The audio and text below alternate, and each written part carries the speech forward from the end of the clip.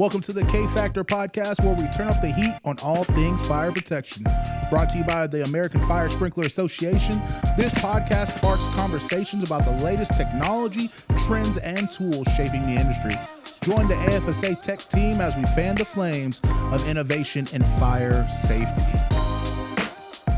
Welcome to another episode of the K Factor podcast. You have caught us at Staff Week, and the last episode that we did with Kevin is probably our most watched, listened episode. Now you get some HD resolution on your face, and there'll be watched episode 2. There we go. I think that works pretty good for me. I just want to say Hayden and Eric, they sound a lot like Nate. They got their good Nate impression down for the intro. Can't really. Yeah, you guys did good on delivery on that. Appreciate it. So what before we get started, this is going to get very technical very quickly. Mostly, I mean, it always does when we're in a room. What in the world is on your hat? Yeah, so for those on the YouTube, it's a moon mammoth. So this was one of those. Is that John Oliver? Yeah, big special? John Oliver guy. That's it. Yeah, so he took over a minor league team. It basically is like any team that like your mascot has nothing to do with your city, I'll take it over. You got to give me full creative control. Okay. And then so it was the Erie Seawolves. Okay. And there are no Seawolves in Lake Erie. Seawolves aren't even a thing. Would have never guessed. Yeah. That's it. So he designed this the moon mammoth. So the story behind it is so in Erie, Pennsylvania, there's a guy named Moon, and he's famous for finding, I think, either the largest or the oldest mammoth fossil Okay. in the area. So that's There it is. the moon mammoth. Or is it a little bit like there's mammoths on the moon? I'm going to go that route. That's what they turned it into. Yeah, it's a little astronaut mammoth, but yeah. No, if you saw it, but we're going to supposedly NASA announced they're making a moon station. Maybe we'll find a mammoth. I mean, you're the one on the Spaceports technical committee, so you'll be the first one to know. I could do a 6-month spurt on the moon. Yeah. It'd be fine. Well, I guess to start this one off, what edition of NFPA 13, and we'll get into 25 conversation depending on how timing goes, but what edition is your mindset in right now? I'm on the 2028 edition of NFPA 13. Back to the future. We're working So on now, slow. yeah. What's so slow? I'm on 2031. Oh, Wow. bring the new kids in. And, I think he's on 2013. he missed. My dyslexia is none of your problem. That speaks to the Maryland education system, I think. Hey. So, all right. So you said 20. Say that again, because now I don't know a number. 2028. 2028. So 2028. we are too looking into with the Technical Advisory Committee. Yeah, so a couple things going on. So yeah, we got the 2028 edition of NFPA 13 that we're currently working on, and it's in its second draft stage. We also have NFPA 14 that's getting updated. 2027 edition. So Okay. It's a year ahead of the 13 revision cycle, and we just finished that up last month. Had a meeting in Austin, Texas, to kind of wrap up all those second revisions and get that standard nice and tied up there. There's some good food in Austin. Some good barbecue, yeah. I forget what the barbecue place was. There's like 7 of them. Yeah, we went to the same place twice. Yeah, it might as well. Is it Terry Black's? It was not Terry Black's. Disrespectful. Yeah. What's if you're picking barbecue and you can only go one time? What's your cut? I mean, I like the lean brisket.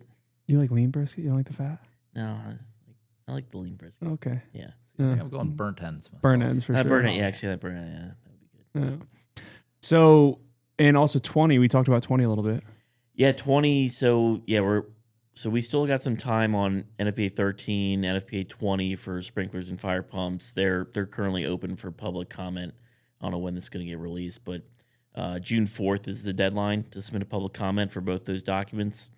But yeah, we're going through those, seeing what we didn't like that happened during the first draft stage, seeing if anything kind of stem some more ideas from us from any of the public inputs or the first revisions, and then just trying to fix some things that have been a common issue in 20 for the last 3 revision cycles. Yeah. And then public input stage for 2020 for NFPA 25, which will be the 29 edition. Yeah, 2029 edition for NFPA 25. That also closes June 4th. So we had a bunch of stuff that we went over with our Technical Advisory Council, see what their inputs were. everyone in the room here had some suggestions from, when we teach, everything comes up, students ask us some great questions, and from all those questions, we're like, you know what? Yeah, that's not what we mean to say in the standard, or Yeah, but it's what it says. yeah, that's what it says. Yeah. But we can fix that. So I don't know the best place to, I mean, you can pick the standard, and maybe we'll just kind of go through some of those things that the Technical Advisory Committee talked about. Big preference here. We're not speaking for the NFPA technical committees. This is all opinion and just some conversation of discussions of changes. None of it has been accepted. None of it may or may not be published, but just some discussions of some of the conversations we come up with. Yeah, way to get the NFPA disclaimer out of the way. That's there. got to do it. Not the official position of NFPA or technical committees, just the opinion of myself, and not NFPA. And we have a lot of opinions. Yeah. Which one do you want to start in? Let's do 14. That's 14. Fresh. I was just there last week. So for the listeners, NFPA 14 is a standard for the installation of standpipe and hose systems. So that's where we're going to start, and then we'll work our way through some of these technical discussions and conversations we had per standard. Yes. So, I mean, the first thing comes with the title. So it's, like you said, it's the installation of standpipe and hose systems. But if you looked at NFPA 14 up until this edition, there was no mention of a hose system. No hose systems. Yeah. Now, my opinion of it is the Class 1, Class 2, Class 3, they're all standpipe and hose systems. It's an entity. But what the committees went through, and we decided to break it out where the Class 1, that's a standpipe system, and the Class 2 is now the hose system. And UGS, like, I'm just trying to verbatim some of this discussion I'm excited for because I didn't get to sit in on a lot of it. So it's like an auxiliary attachment or a separate entity?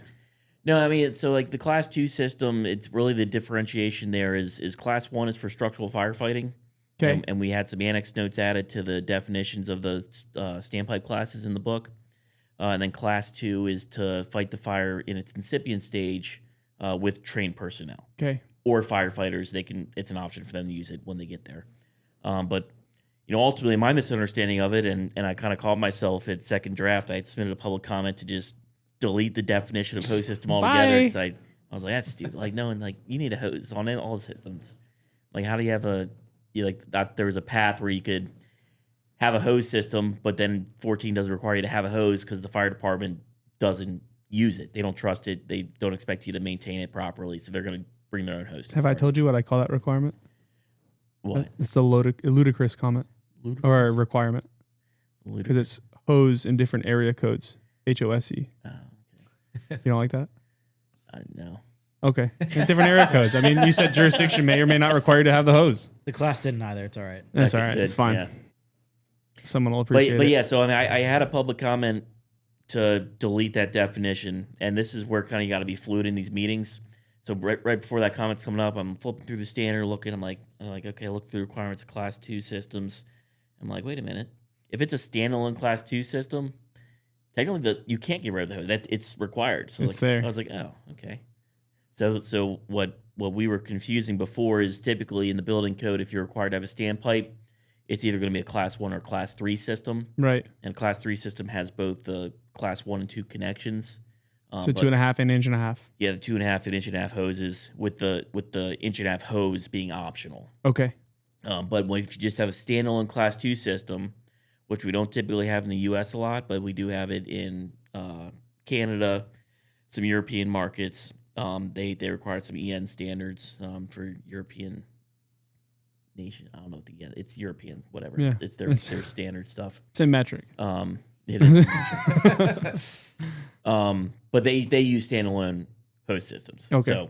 So that's why we weren't too familiar with that requirement of having those hoses present. So ultimately that stayed in there. So you'll just see that moving forward. Class 1 is a standpipe. Class 2 is a hose system. Class 3 is a standpipe with a hose optional system. Okay. But ultimately, so such minor changes, but such major changes. Yeah, and my thinking was if you have a Class 1 or a Class 2 or Class 3 system, just having a standpipe by itself doesn't do anything. Like either the fire department brings the hose or the hose is there. You're not just opening up a hose valve and expecting the water to find the fire. Right. That's what you think. Yeah. Yeah. We'll see. It's a smart hose. Some smart. All right. What else is some major or I say major changes. Some of them don't have to be, or controversial conversations that opened your eyes, or Yes. So this is a major change, and it was very significant. So pressure reducing hose valves. So in the industry, we use pressure reducing hose valves a lot. They could be set in the field, they could be factory set, but ultimately what we're finding, not necessarily on the install side, although it's a design and installation issue, we uncover the issues on the ITM side. No one knows, or seems like no one knew how to properly design, install, set, or test or maintain these hoses. So the hoses themselves, the hose valve, the pressure reducing hose valve. Yeah. So you need the pressure reducing hose valve when you have over 175 psi at the inlet of your hose connection, and then it'll reduce that static pressure down to a reasonable level at the outlet, whatever your design is. But you got to have a minimum 100 psi when your system's flowing, and then you got to have no more than 175 at the outlet is your other end of that. So this brings up another change that if you're further behind than the latest and greatest addition too, is a good definition on hose connection and hose valve. Yeah, so a hose connection is a part of a hose valve. So a hose valve is a listed assembly which has a hose connection built into it, but the hose connection is simply just the threads on the outlet of the hose valve. So that's all it is. And your design is to the hose connection. Designed through the hose connection, so we're always taking our pressure loss and our hydraulic calculations through that hose connection. So don't forget to add the equivalent length or the pressure loss through that hose when you're starting it. And then, also the T from the welded outlet or whatever you might have in there. People miss that too a lot. It's significant. And then on the ITM side, we can't test it if we don't know what that base design was. Right. So yeah, a lot of signage requirements are going to be in NFPA 14 now. We had a whole signage task group figuring out what we need to add in there. But ultimately, getting back to the pressure reducing hose valves, how to design those is kind of eye-opening because a lot of the committee didn't even know that they were doing it wrong. So there was big discussions at second draft. I mean, it's more specific now, and it actually goes through line by line how to do these pressure reducing hose valve calculations. But it was technically already covered because the design and the acceptance testing procedures say tested in accordance with the hydraulic calculations in the design. So if you were doing it correctly, it's picked up there, it's inferred there. Okay. But now we specifically tell you what points you need. So when you're doing your design for your pressure reducing hose valves, there's actually 3 conditions you got to look at to make sure you pick the proper setting on that pressure reducing hose valve. So first, you just want to flow system demand. So that's going to be, and typically when you have pressure reducing hose valves, you're going to have some standard hose valves at the higher level. So you're gonna flow your highest level like you would for a standpipe, 250 at the most remote hose connection, plus 250 at the next one, and then plus 250 at each additional standpipe wherever it's convenient, until you reach your cap of 1,000 GPM for a sprinkler building, 1,250 for a 13R or non or partial sprinkler building, or you run out of standpipes. So you do that. Make sure that calculation works. Then you look at where your pressure reducing hose valves are. And now you got to kind of treat that as its own separate building because that technically and probably will be more demanding than just getting the 100 PSI at the outlet of the standard hose valve. So now you got to do a calculation at system demand at your highest level of pressure reducing hose valves. Okay. 250, 250, 250, and same thing, 500 on the most remote standpipe, 250 for each additional. Then, and this is what people were missing, and this is what makes the ITM technician's job a little bit easier if they do this step, and they have to do this step to get the settings right. Now you got to see what the available pressure is going to be at the inlet of all those hose valves when just one of them's flowing. So now you take the highest hose connection on the most remote standpipe, flow that at 250 GPM. Okay. And then your hydraulic calculation will show you what the available pressure is from your water supply at each of those inlets. And that essentially is the data point. So your supply calc. For your supply calc. Yeah. Yep.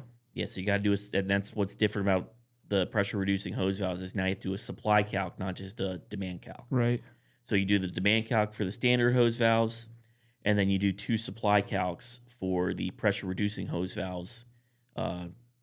One calc's what's the static pressure of the inlet. That's not really calc. It just whatever is. the static Yeah. working pressure of the system is less whatever the elevations are. And then system demand, supply calc, and then the just one hose flowing as a supply calc. I'm pretty sure not many people have. And this was required but clarified, correct?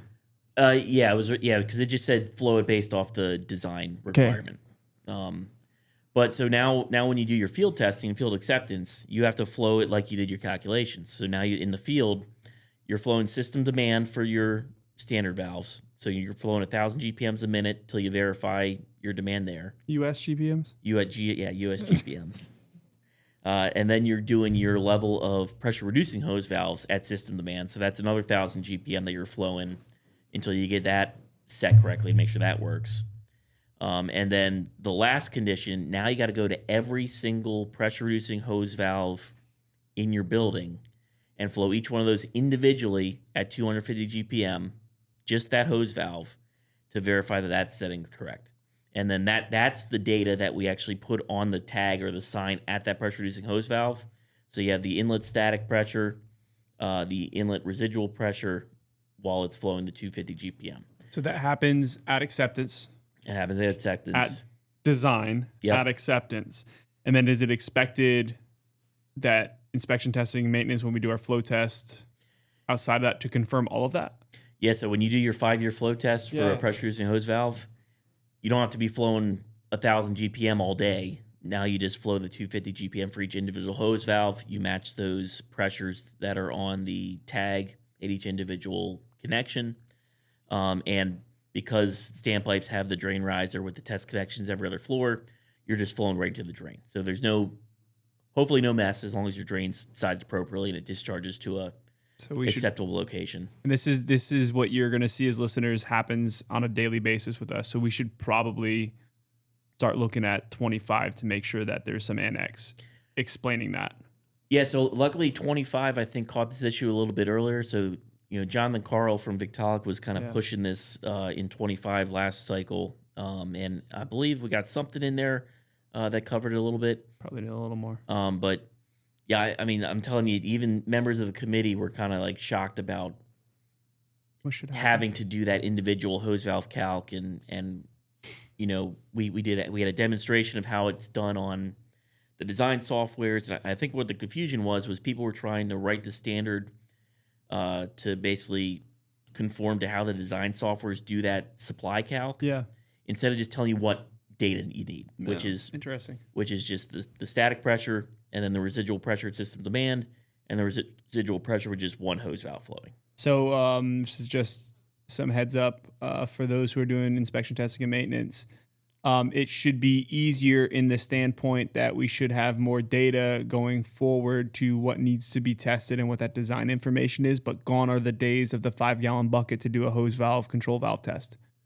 Right, we're actually going to have to figure out where we're going to put all this water and hit each one of these hose valves. Well, so that leads into the other big topic of discussion is the cap on the hose valve. Yeah. So that's a big one. Prior to the last edition of NFPA 14, a cap wasn't required. It was thread protection. Right. So you could have one of those like plastic fire hose donuts, or you could have a plastic cap. Fire hose donut, I like it. Yeah. we had one of those somewhere that had our branding on it, and then it got it's back there. It's just not somewhere. Installed yet. Okay. It's not lost. I thought we had it at General Air. You sent it. I think last time you were here, you brought it. Yeah, okay.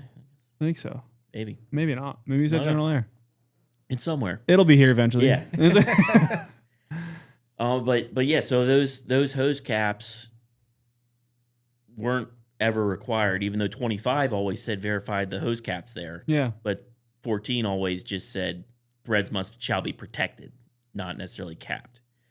But if you look at those caps, they're actually not a part of the listed assembly for the hose valve. They're not rated for system pressure, but we still had a lot of ITM technicians and a lot of acceptance tests where when you're required to exercise that valve, just to the cap, they just open it up against the cap. So dangerous. And funny thing, if you look at NFPA 25 in the annex, when it says to do that annual exercise of your hose valve, yeah, it recommends Using just the cap. opening it up against the cap. Not good. Probably So- change that. So I think We'll I get got there. So I think we got a PI in there to address that Yeah. at that meeting. You only need one of those under pressure to slightly open to scare you once to realize it's not a good idea. Right. And so because of that, because we want to identify any of those caps that might have pressure behind them, the committee decided before or last cycle, if it wasn't a listed cap, which a listed cap doesn't exist, and if it wasn't rated for system pressure, it had to have a 1/8 inch hole drilled into the cap. Basically, it'd be like a form of supervision to make sure it's not leaking by and be an indication that you have an issue there. Be a slower leak. Yeah. We've now changed it in the 2027 edition where now every cap, regardless of its rating, needs to have a nominal 1.25 inch hole drilled into it. Are you considering that thread protection donut, that big old hole? I mean, yeah, technically, Is that like? Do you want me to drill the side threads of the donut? I guess I could make that argument. Yeah, but but the idea here is, I guess we weren't. They considered it more of a. It was it was like a safety concern. Yeah. So I think before we were saying, well, if it's rated for it, you can let it hold it. But the idea was, well, if it's leaking by and it's holding the pressure, you're not going to be able to get that cap off anyway. And So if that do, now you have a dead hose valve. So Yeah. so now we want the that 1/4 inch hole on every single cap, which includes lockable hose caps. So good luck complying with that one. That's. I mean, and I try to put my firefighter boots back on with some of these conversations in standpipes because I feel like it's for them, and sometimes we don't think about that. Yeah. Last thing at 3:00 in the morning you want when you're hitting a high-rise fire and you just went 30 stories up with your high-rise pack is to get to the cap and then realize you need a spanner wrench. Then you pop the spanner wrench and all of a sudden that thing shoots off and hits the guy who's supposed to be on the hose behind you. Right. Not a good day. Interesting. So yeah, I mean those are two of the major topics. We updated the hydraulic calculation forms in standpipes Surprise. because they're not sprinkler systems, so Yeah. they had a whole bunch of just useless information on it that was confusing everyone. Telling me occupancy hazard and things like that? Or Yeah, what? what's the occupancy hazard of your building? They wanted to know what the equivalent K factor of things were in the hydraulic calc, which when you do a standpipe, everything's a hose allowance. Yeah, it's just if flow. So if your total pressure is 100, if your total pressure is 600, you're getting 250 GPM out of that connection. So there is no equivalent K factor to balance. So we struck that. And then also, anytime you're doing a calculation on a standpipe, you always are doing, except for a manual system, you're always doing two calcs. Yeah. You got to calc back to your automatic water supply, and you have to calc back to the fire department connection. So you're kind of head scratcher because I think that's a good information for. We'll get into 25, but one of them was like the frozen pipe conversation in 25. I was just like, wow, we're really talking about. Was that your head scratcher? You mean the frozen water in pipe in the pipe? Yeah, pipe's always frozen. Otherwise, it's molten lava, right? Liquid hot magma. Like, but did you have any of those other than that design one, or was that kind of your head scratcher? Like, wow, we haven't been doing this right. Yeah, I think that was the primary one. The other things, there's a lot of fire service represented on that committee, and so Steve Layton's the chair of NFPA 14. He was our representative for about 2 cycles. Then he represents himself now, but Shout out, Steve. Yeah, he's just cycling off, so he finished his 3rd cycle as chair, so he's done now. Congrats. But, he's got one NFPA technical meeting to get through. If anyone decides to nitmam something, Just because it's Steve, we got to, right? yeah, I feel like just to get him up you there. got to give him so he's got a Send reason off. to go out to convention. Yeah. But we're doing a presentation with him at the NFPA conference this year on these updated changes to NFPA 14. But no, Steve's done a great job of getting the fire service involved. Like you said, it may be installed by us contractors and the building owner pays for it, but it's the firefighter system. So That's the FTC conversation always brings that out. Like, they want it 120 feet away. Then give it to them. Yeah. Right. They're showing up. Yeah, they're like, that's where our truck's going to be Yeah. parked, so I'm not coming any closer. Yeah. And that's cool getting those discussions. Like we hear from all these operational firefighters about, the why behind that. Yeah. Because they're worried about the facade of the building might fall down. They don't want to be within that perimeter of the building. So that's why they like the freestanding FTCs. There's discussions on how to protect these large warehouses. So buildings over 300,000 square feet. Now we have some special requirements for where the hose connections need to be located in there. Okay. So basically what we have in there now is you got the whole footprint of the building. We're essentially making a 200-foot apron on the inside. Okay. So if you're within that 200-foot donut, essentially. You hungry? Yeah. Yeah. You guys made me skip lunch for this. We made you. It was a force. But so that there's that 200 kind of foot perimeter within the building that we now say that you don't need to have a hose connection within that space. Okay. Because the fire service is going to attack that from outside. Exterior operations through a fire door. And then once you get inside that donut, now you need hose connections within 200 feet of each other. Okay. And we did a little Travel bit distance. Yeah, it was hard to kind of get that requirement to where it worked for the spacing that they wanted. But yeah, so you say travel distance. Yeah. When we talk about travel distance, that's basically travel distance is typically referenced from a person to some object. And if I say my travel distance to a hose connection is 200 feet, that means the hose connections themselves could be at most 400 feet apart because I could be right in the middle and then I have a 200-foot option either way. Here they wanted to make sure that the hose connections themselves were not more than 200 feet apart. Because of racks.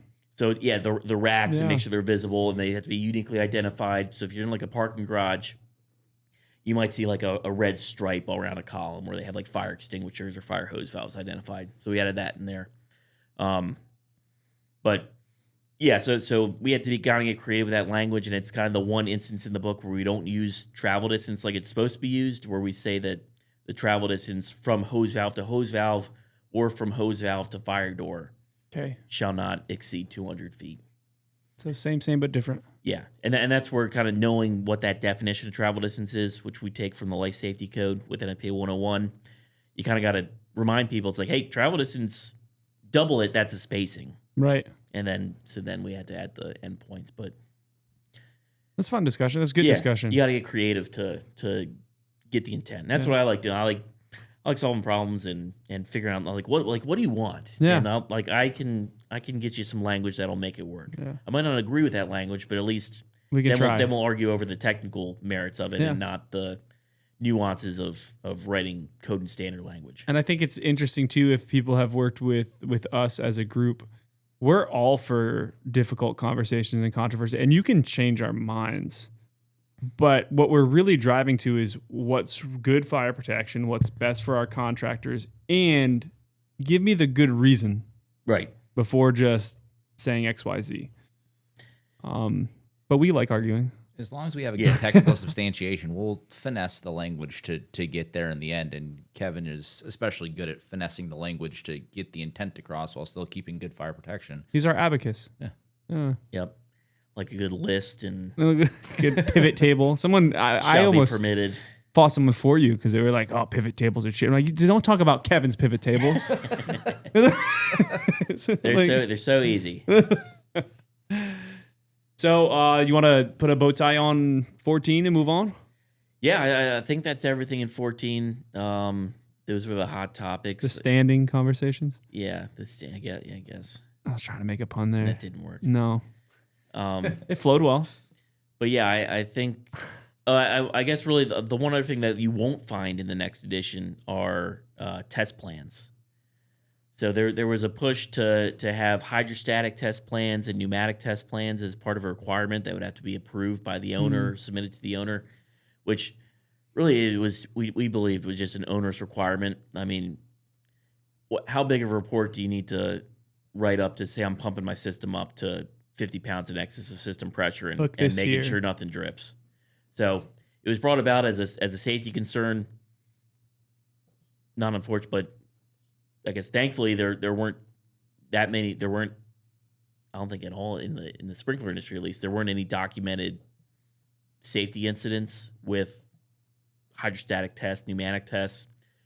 So what we did to kind of compromise was add just a charging statement of contractor responsibilities in the acceptance test chapter, and it mirrors what it says in 13. It just says notify the owner in the HJ before any tests, complete all the tests required by this chapter, complete the materials and test certificate. Okay. So I mean, And then- that's what you need, the communication, Yeah. which is the ultimate thing. But we didn't want another form that would Another bog point. down. I mean, there's so many things that contractors can get held up on for, like final payment by the GC. You know, if you don't have all those final forms submitted, you're waiting on your retention for a job. And if it's a large project, 10% retention, you know, that's a big chunk of money that, you know, you're not realizing as a contractor could affect your financials, your bottom line. Well, I mean, it's hard enough to get them to keep that material and test certificate, and then if you make it 30 pages, definitely disappearing too. Yeah, right. Yeah. Like, Where's that stuff? And so it's behind 30 pages of how I'm going to pump up this system ounce by ounce. that one time. Use a Interesting. bicycle pump. Well, and then there was an unnecessary, like, then there was like all your test equipment needs to be rated for the test pressure. And at some point you're like, well, yeah, no, like, Yeah. of course it does. Otherwise you're not gonna be able to pump it up. Your hose is going to blow out before you get it up to the test pressure. So it's common sense. And a lot of the committee discussed, you know, really, we're a life safety standard. We're not a safety standard. There's other OSHA practices, State safety requirements, job safety, site Yeah. safety requirements, report. So building it specific. Yeah. doesn't need to be covered by the installation standard. And then I think we had that same issue in NFPA 13. I think it didn't make it in 13, which kind of helped us get it out of 14. But we'll If the books aren't big enough. keep an eye on that. Yeah.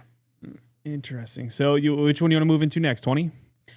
Yeah, we can do 20. So 20 is really just like one main topic that we're going That we've been doing for a while. The last 3 cycles. So it's what about the horsepower rating of our fire pumps.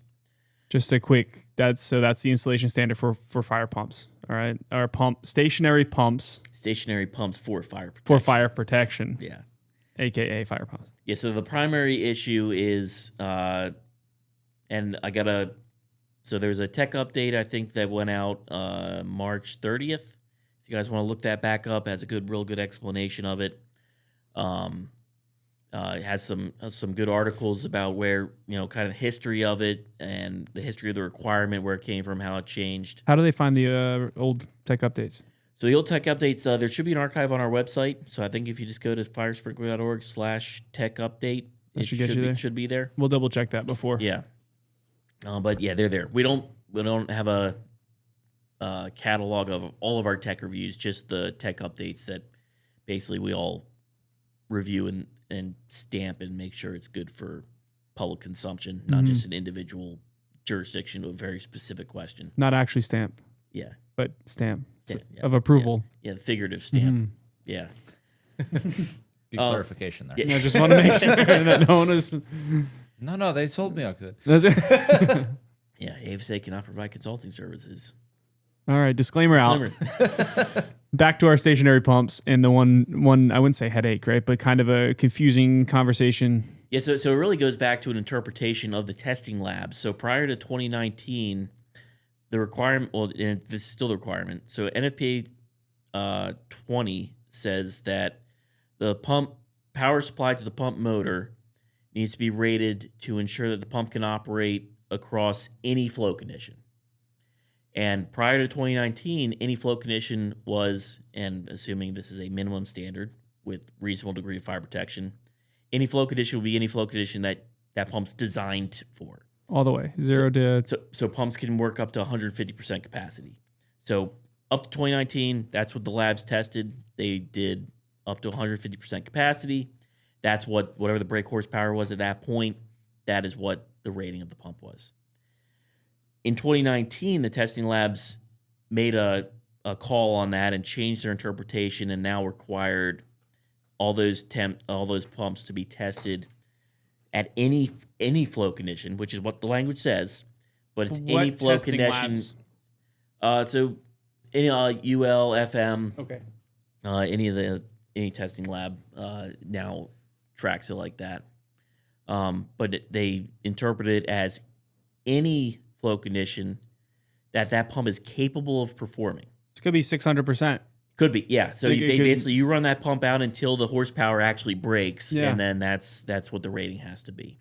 Which our argument the whole time has been that's not a reasonable degree of fire protection. We're requiring the controller essentially to be indestructible where the fire pump is going to use the available water supply at 150, 200%, whatever it might be. And you're going to cavitate the incoming line. Your fire pump's going to burn up. It has all hit the fan at that point. Right. Right. Yeah. Well, but congratulations, you have a standalone controller that is Controller's in good still shape. good to go. Still red. When it really you're providing no beneficial fire protection at that point. So we're looking to get it back to a reasonable degree. So we've done this the last 3 cycles.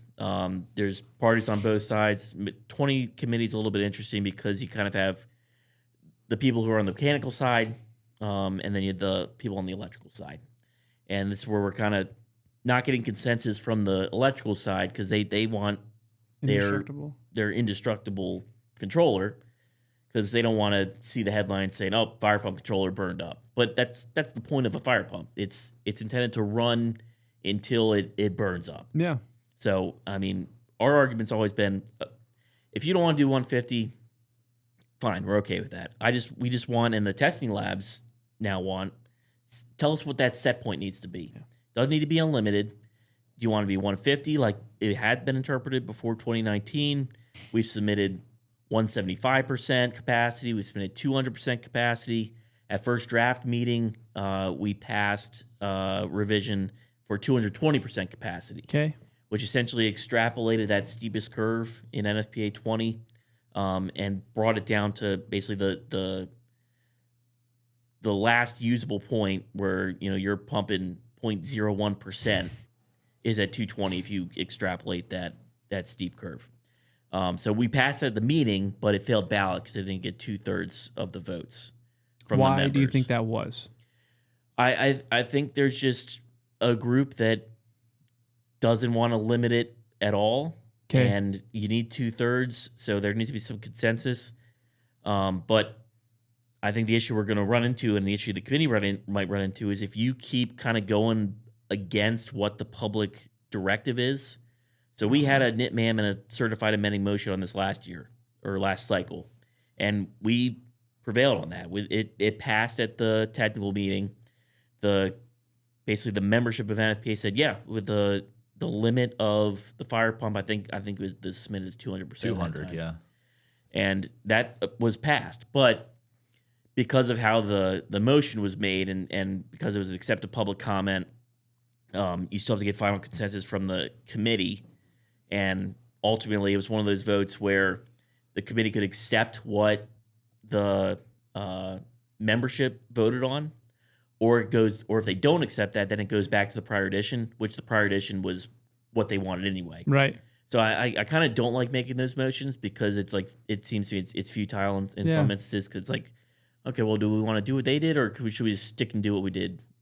Yeah. The whole time anyway. So let's talk about the practical standpoint of this, because right now, if I was a listener, right, anyway, we do a fire pumps here and there, whatever the case is, you guys are talking numbers and things that don't matter. How does that affect so the actual design or whatever? So for a new pump, not really. I mean, you're gonna have it spec'd. You're gonna know what the horsepower is. You're gonna have your power supply and wiring all figured out. The issue we're running into is for existing pumps. So if you had a pump that was manufactured and installed when the interpretation was that pre-2019 interpretation, So built in the 70s. It's same pump. Maybe it was rated for 50 horsepower. Now you get that same pump, same casing, same size to do a replacement. Say it's lived its life. It had, they didn't do real good maintenance on it, and it's just got to be replaced. If I want to get that same pump, now that it has to run across its entire possible capacity, infinite capacity. Now that rated horsepower might be 60 horsepower, 70 horsepower, whatever it might be for that body.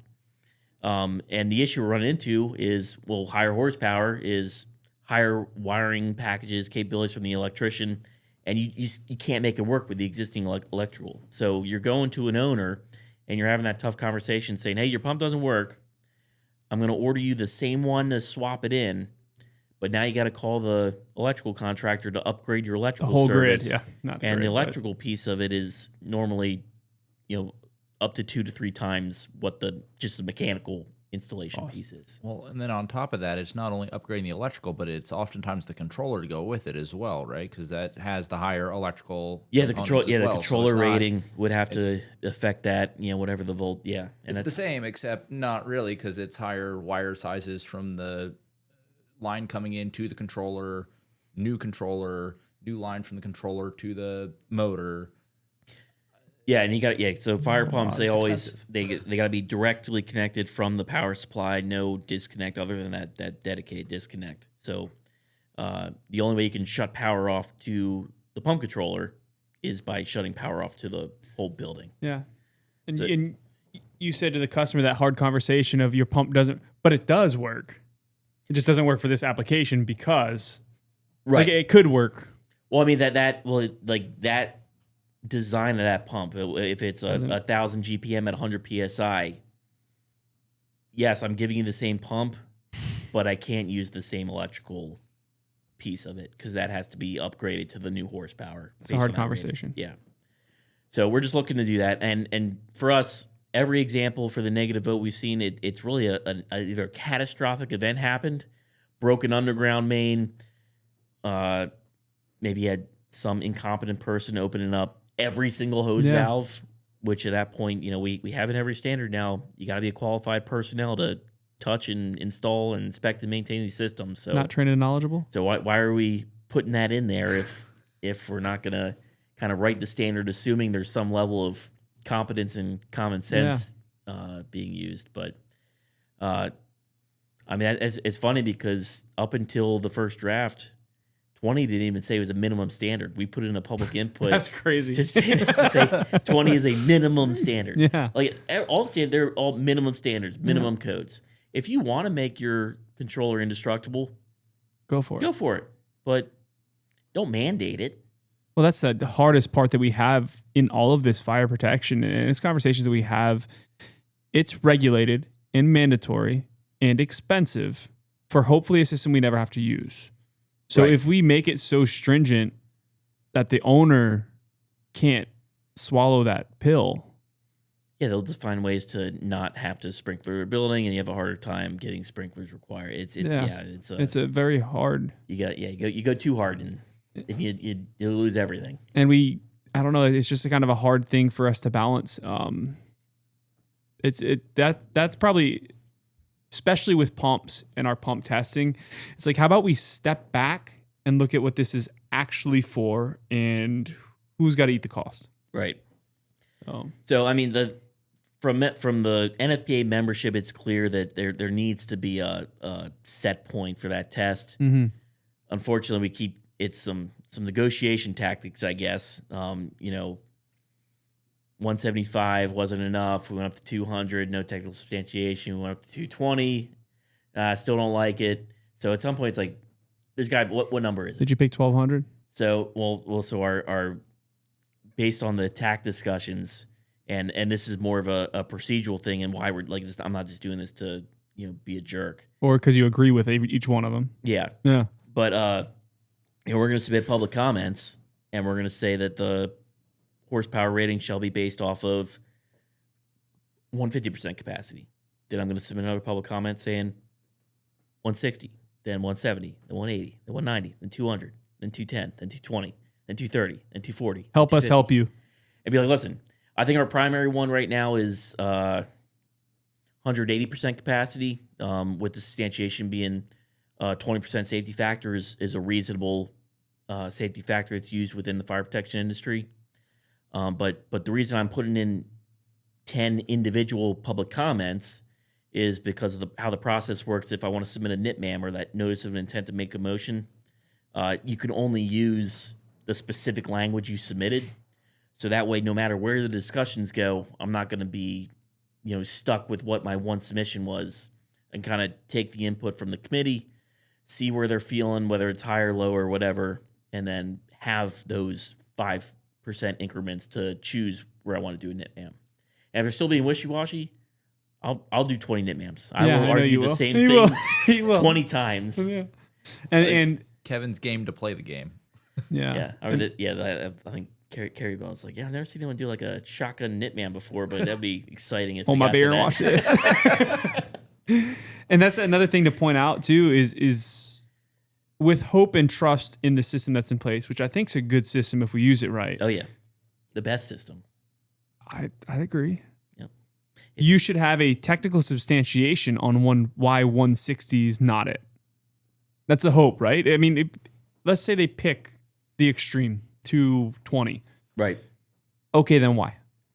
Well, and that's where we go through the meeting process. So each one of those, I mean, it's not going to be a burden on the committee because they're just going to take them all as a lump and give it an accept or reject, and pick one and lump them all in. So it's not like we're burdening the committee or I mean, I'm on the committee, so I would be doing it to myself. Yeah. But you're built different. But it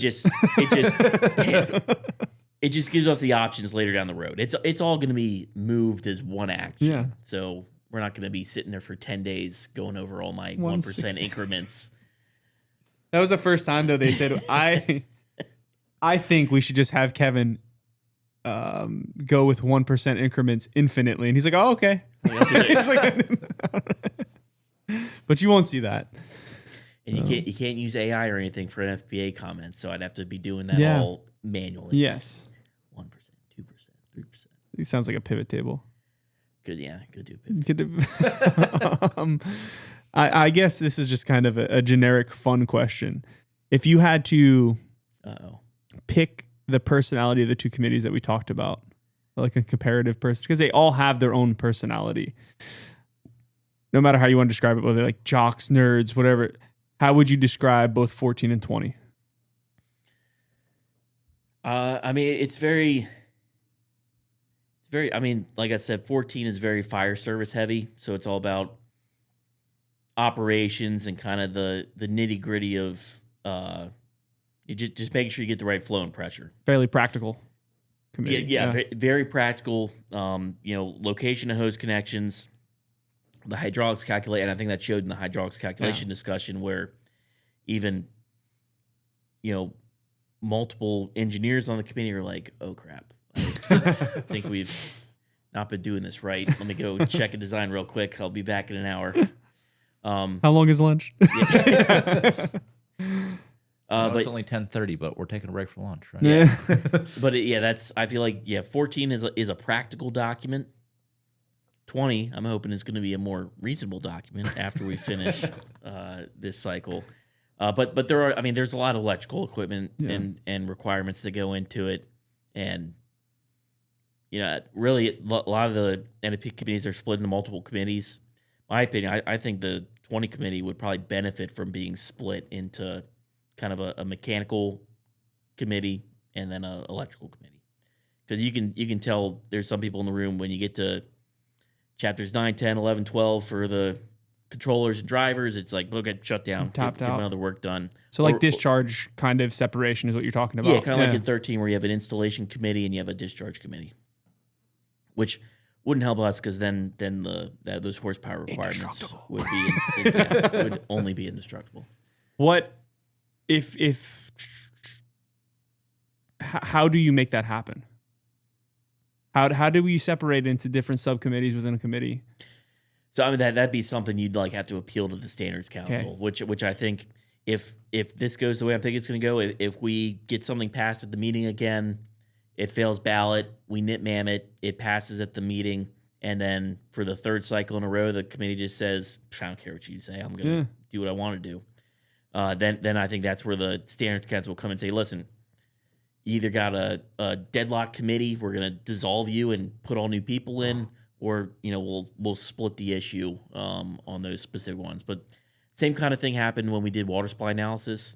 That happened between the 16, the 19, and the 2022 edition of NFPA 13, where those necessary adjustments for the water supply, those kept getting nitmammed out 3 cycles in a row because just basically location and whether it was the contractor's responsibility, owner's responsibility, engineer's responsibility, until finally like, hey, listen, 2022 edition's in cycle now.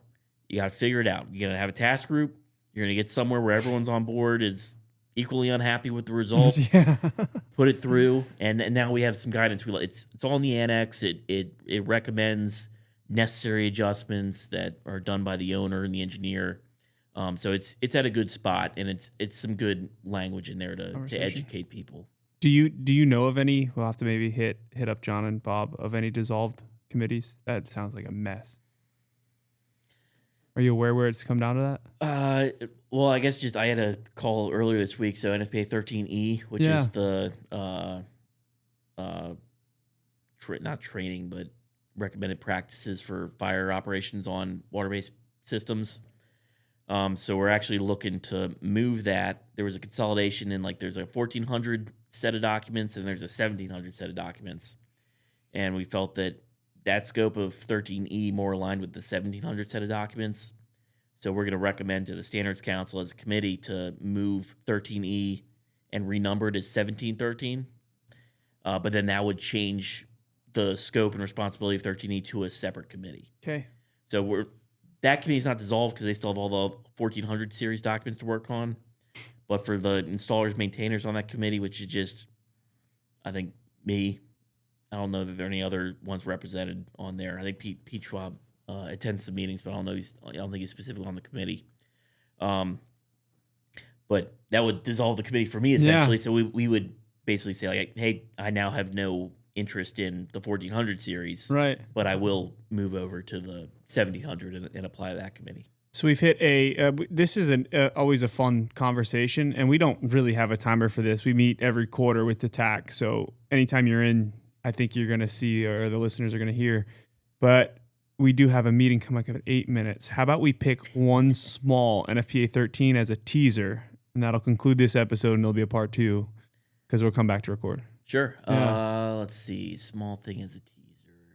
What could narrow down for a committee? You want installation, discharge, hanging bracing? No, not hanging bracing. That's still no hanging and bracing. Let's go. Were there any discussions on qualified personnel this time? So no, I feel like everyone's just losing energy on that conversation. Yeah. So we actually submitted an appeal to Standards Council. Because we thought we were finally getting somewhere with the right path of it. We were going to define it in NFPA 101 as the life safety code, saying hey, let's get our definitions standardized and let's let the code say it. Yeah. And that way, I think we had a long-winded definition that was based on knowledge, experience, training in a given field, blah blah blah, and all the stuff that we wanted to check the boxes off for the contractor, the all that stuff. It solved all of our issues. Unfortunately, the correlating committee of NFPA 101 didn't like that change that we made and said basically, hey, this doesn't correlate with, I forget, we put it in Chapter 3. They're like, this doesn't correlate with how it's used in Chapter 9. And I'm like, so I'm on the BSY committee, Building Service on 101. BSY, I thought you were going a different route. No, that was going to be a fun acronym. No, building services. Hey, this doesn't correlate with the Chapter 9 use. I'm like, that definition and that chapter are both under our scope. Change that. Yes, it does. We made the definition for its use there. Yeah. So the correlating committee reversed it, and then we appealed that, basically saying that they made a technical decision. Okay. Where they're just supposed to do correlating issues, and it's hard to how do you not correlate with yourself? It's supposed to be correlation issues between other committees, or other documents under the correlating committee scope, and they cited NFPA 72, which they don't have correlating scope over. So we did that. 99 times out of 100, the Standards Council doesn't approve the appeal. It's always in great deference to the standard development process. We respect the product, let it go through the full thing. So it failed, but at least it's out there. I think that if it still keeps coming up as an issue, I think our final recourse for that would be to appeal to the Standards Council one more time, not for any specific action, but to create an official definition of a qualified personnel. So just like you have should, shall, standard, AHJ, listed, those are all official definitions. Yeah. So no matter, technical committees can't change those. Those are in the document. It's 3.1 are the NFPA official definitions in every standard. So at least then it's hey, that's what the definition is. Don't keep trying to tweak it a word or two for whatever purpose you're trying to change it. So I'm going to set this teaser up because we got like 2 minutes. You got 1 minute to tell me what you're most looking forward to talking about on installation. Installation. Oh, I can't really. Installation. He tells me to pick one. I pick one, and he's like, I know, yeah. Like a discharge, hanging and bracing. Acceptance. Well, I mean, on acceptance. So we can. Well, let's do acceptance because let's talk about the first part and the last part of acceptance. The owner certificate and the materials and test certificate. So I'm doing a task group for both of those individually, where we are attempting to move the owner certificate into the body of NFPA 13. Enforceable. To make to make, not necessarily it is enforceable, but to make it more visible. Yeah. It's in the book, it's there. We want to make sure you can use other forms or formats, but the key thing there is putting in there, getting the owner's signature as a requirement on that, to emphasize that requirement. You've at least sat down with them and understand what's happening. Right. Yeah. And then in the acceptance testing, we're bringing the contractor's material and test certificate back into the body. So that's in there as a first revision. Bring it back in the body. Now we just got to make sure that form includes everything it's supposed to, and all of the tests in Chapter 29 align with what's in the form. Yeah. So, who has to sign it right now? That's always a fun discussion. there's a line in there for HJ, right? On the form itself. Yeah, I can't remember off the top of my head. But the contractor, the only verbiage I think in the body of it is signed by the contractor. The contract. Yeah, there's a spot for the owner, Yeah. and I think the HJ, and yeah. then it's like, but they never sign. But they don't have to sign it. No. And I think if you hand it to AJ, like, sign it, it's like, I'm not signing And I it. say, okay, I don't know what this is. Like, I didn't approve all this. All right. Did you get to see one of those Erie Mammoth games? No, I just ordered the hats. Like, yeah. You can't even show up for them? They're just... No, the newest one I got is it was like the Reading Flyers. Okay. They had a theme night. It's they were the iced coffees for Nice. Yeah. Yeah. So it's like green hat with an iced coffee on it. Well, we're going to end this abruptly because of time, and I think purple looks great on you. There we go. We'll splice it in. We'll make it act We'll like we've been splice it. talking for the whole time. Yeah. We'll see. All right. Catch you on. This has been the K Factor Podcast. If you enjoyed the show, don't forget to like, subscribe, and share wherever you tune in to podcasts. Or head over to our website for more. Reach out to us anytime at technical@firesprinkler.org. Stay safe and always learn as we keep the fire protection conversation going.